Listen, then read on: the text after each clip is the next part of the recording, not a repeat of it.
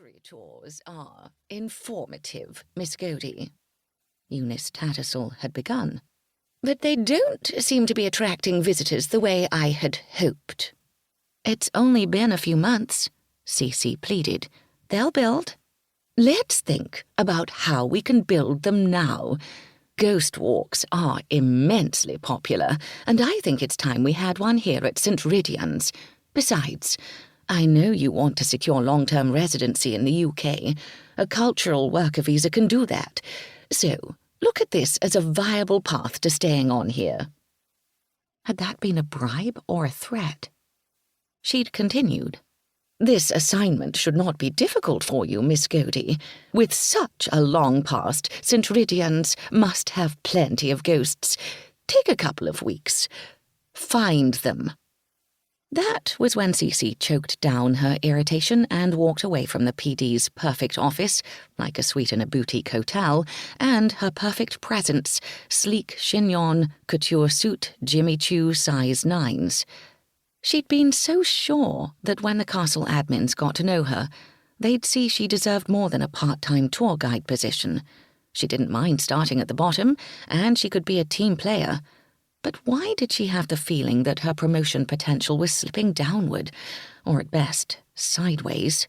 At least, when the PD ruined Cece's day, she'd said her surname right. Most people didn't. "It's from Scots Gaelic," she explained over and over. "Sounds like Godey." From the middle of the group, a noise, like a cat hawking up a hairball, distracted her. "There he goes again."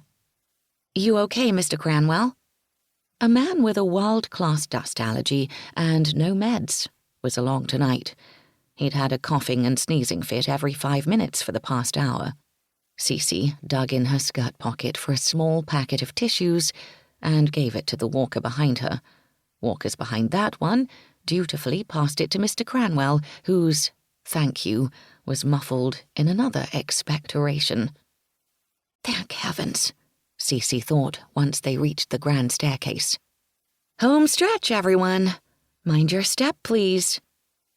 She trudged doggedly down the stairs, followed by her little flock. Anger over her career slide returned like a tour-taker who'd stepped away for a minute and was now back. The second worst thing about it? It had happened before. Savannah, 2 years ago. A fight to the death between her Real History of French Savannah tour and an upstart called Ghostess of the South, a stupid spin on the city's nickname, Hostess of the South. Ghostess dribbled phantoms across 300 years of the city's past. Truth? Not a shred. Just made-up stories of bloody deeds and grudge-holding haints. But Ghostess was hugely popular. 6 months after it launched, Cece didn't have enough people on her tours to justify trying to find a parking space in the historic district. At the time, she thought there might be one good thing about it. The guide, Jasper Marcotte, lean and long, with a wicked smile. Devilish good looks to go with the black fitted coat, the crisp Edwardian shirt, and the snug leather pants. What a package. Just in case she might have missed a chance to add insult to injury, Cece unwrapped it. "Still my friend, sweet cheeks," Jasper cooed after he dumped her.